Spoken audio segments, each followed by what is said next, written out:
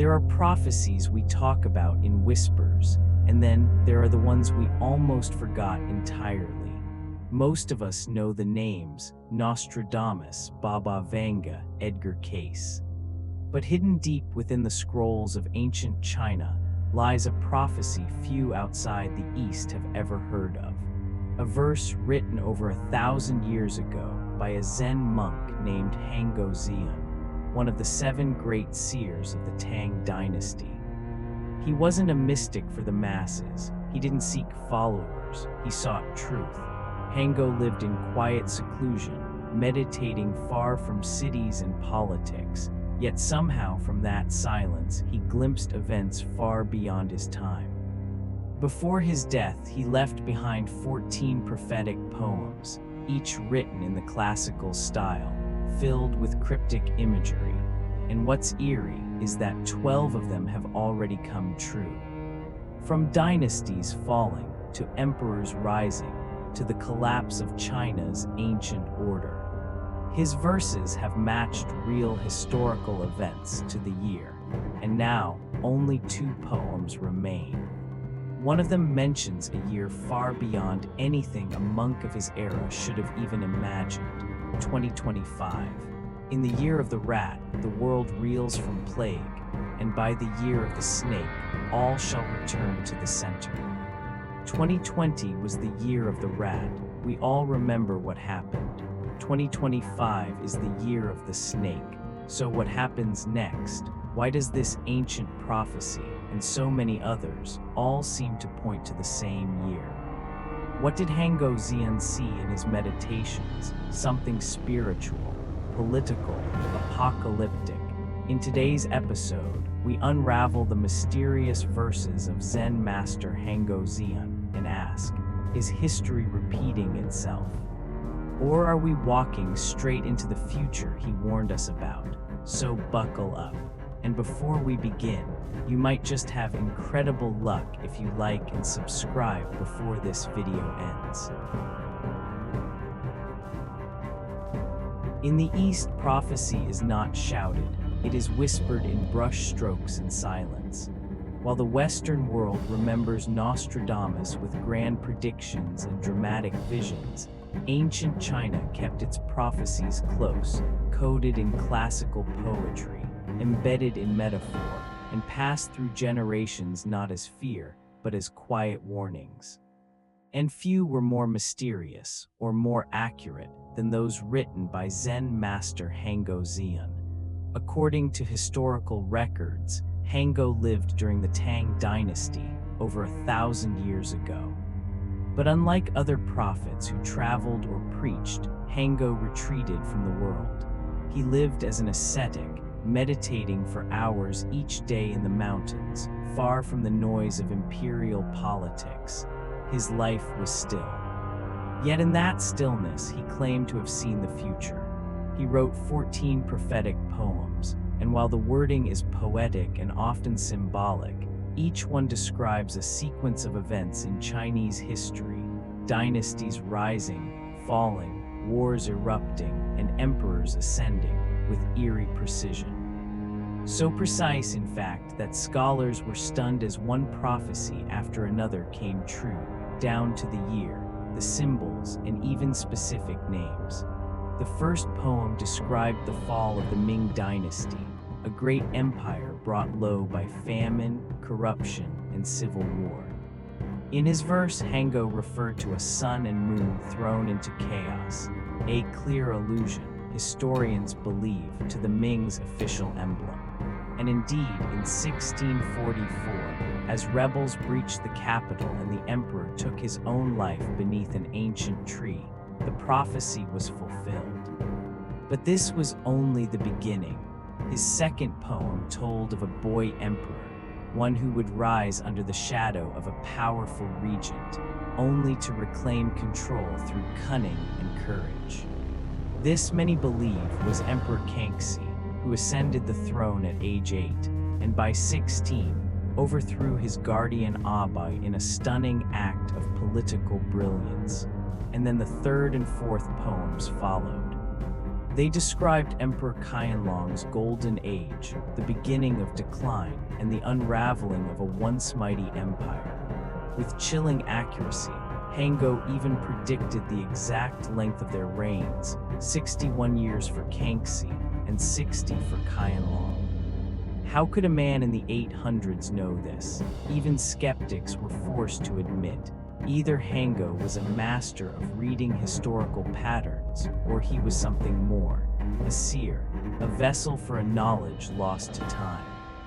As the centuries passed, his remaining poems were largely forgotten, locked away in monastic libraries and dusty scrolls, until modern scholars, tracing the records, realized something extraordinary.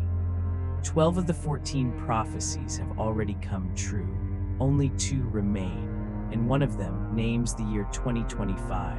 In his 13th poem, Huangbo writes of a world reeling from plague and of a powerful force rising from the south, returning all to the center.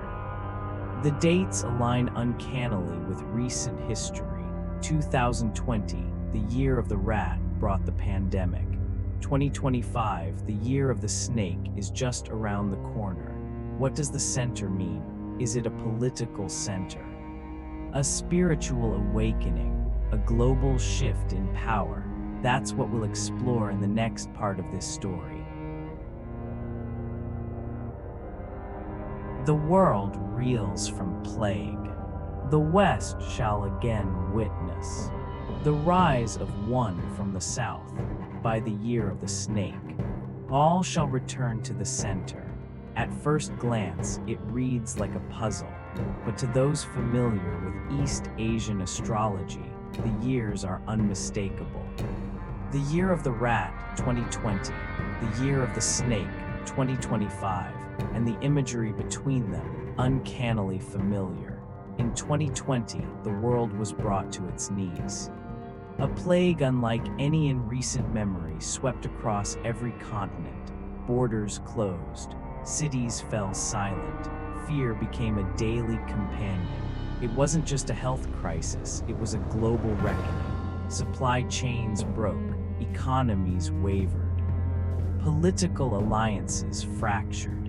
And as Huangbo had warned, the world reels from plague. But it's the second part of the prophecy that has scholars deeply unsettled. The West shall again witness the rise of one from the South. What could that mean? Is it a political figure from the global South, Africa, Latin America, Southeast Asia, who will shift the balance of world power? Or is the South a symbol, a metaphor for forces long ignored rising to claim influence? Some interpret it geopolitically. Others believe it could reference the rise of new ideologies, grassroots movements, or even spiritual awakenings that challenge the old order of the West. But it's the last line that truly haunts. By the year of the snake, all shall return to the center. And that year is 2025. In Chinese philosophy, the center is not just a place. It is balanced, it is true, and yes, it is China itself, often called the Middle Kingdom. So the question becomes, will 2025 mark a return of power to the East, a global realignment, or something even deeper? Some believe this signals the resurgence of China as a dominant world force. Others wonder if it points to a philosophical shift, a civilization-wide reset of what we value, how we govern, how we connect. And some, more alarmed, interpret the prophecy as a warning that the chaos of 2020 was only the beginning, and what comes next may rewrite the world as we know it. The question is not whether the prophecy is real. The question is, are we already living inside it? But to understand the weight of this prophecy, we must return to the past, because Huangbo Xiyun's visions weren't vague riddles, they were timelines, moments etched into history before they happened. And one of the most astonishing examples lies in his fifth prophetic poem. a verse written in the 9th century that somehow foreshadowed the downfall of China's last imperial dynasty. A red dragon heavy with sorrow spreads fire from the eastern sky. The people scatter, the foreign tide rises, the opium wind carries the bones of an empire. Historians know this era well. It was the early 1800s. China was ruled by the Qing dynasty, but the cracks had begun to show. Corruption spread like wildfire. The bureaucracy was bloated and slow. And far from the forbidden city, British ships arrived, not with armies, but with opium. Under the pretense of trade, millions of Chinese became addicted. Entire regions collapsed under the weight of the drug trade. And when Chinese officials tried to stop it, the British responded with force. In 1840, the First Opium War began. China's defeat was swift and devastating. Ports were seized. Sovereignty was lost. It was, in every sense, the unraveling of an empire. And yet Zen master Huangbo had written it down 900 years earlier. But what does this have to do with 2025? Everything. Because if Huangbo's previous prophecies have proven true, down to exact years, events, and outcomes, then we are not just observers of his final verses. We are the ones living through them. 2020 was the plague. 2025 is the return to the center. And between those 2 years, the world has already begun to shift. Today, whispers of war echo again across the globe. Tensions simmer between nations. New alliances rise. Old powers falter. Economies pivot. And many believe we are witnessing the early tremors of a new global order. Could it be that 2025 is not just another year?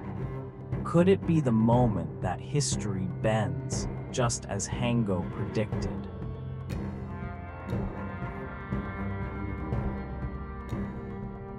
And now we reach the 13th prophecy. Unlike the poems that came before, this one does not speak of emperors or dynasties. It doesn't describe wars, rebellions, or the rise and fall of great cities. Instead, it feels universal. As if written for all of us. In the year of the rat, the world reels from plague. The West shall again witness the rise of one from the South. By the year of the snake, all shall return to the center. At first glance, it might seem like poetic ambiguity. But with context, the meaning becomes deeply unsettling. The year of the rat corresponds to 2020, the year the global pandemic began. Cities shut down, borders closed. Economies froze, fear and silence blanketed the world like fog. And then comes the warning: the West shall again witness the rise of one from the South. Is this geopolitical, a new lighter, a movement, a nation? Many speculate this refers to the increasing influence of powers like Brazil, India, or even alliances that challenge the Western-dominated status quo. Some go further, suggesting it may not be about politics at all, but about a shift in power, culture, or faith.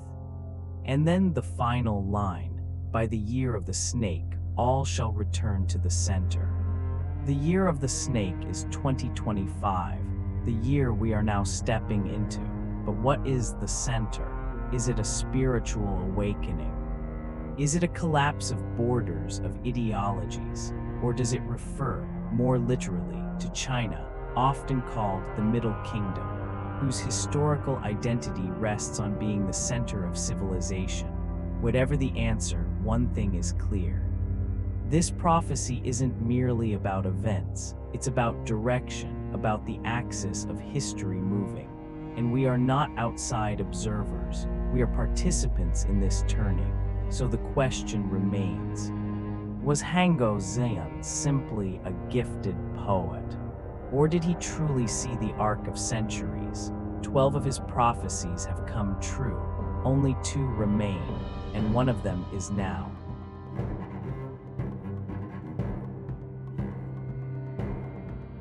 The final verse left by Zen master Huangbo Xiyun is one that refuses to be fully interpreted. It doesn't speak of dates or dynasties. It doesn't mention rulers or wars. Instead, it ends with a haunting message. What comes next must be asked of those who come after. As if, after predicting centuries of history, the monk chose not to describe the final chapter, but to hand it over to us, to our generation, to our choices, to what we will make of the world in 2025 and beyond. Maybe that's the real message behind all these prophecies, not that the future is fixed, but that it's waiting for us to shape it. So now we must ask ourselves, are we heading toward catastrophe or transformation? Will we let fear divide us, or will we rise wiser from the ashes of crisis?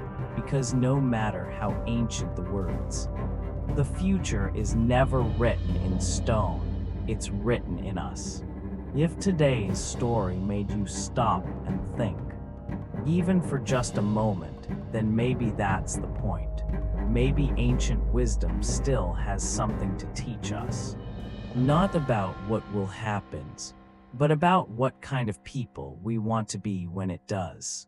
Speech balloon, what do you think? Do you believe in prophecy, or do you think it's just coincidence? Share your thoughts in the comments below. I read every one. And if you'd like to continue exploring stories like this one, don't forget to subscribe and turn on the notification bell. I'll see you again in the next video.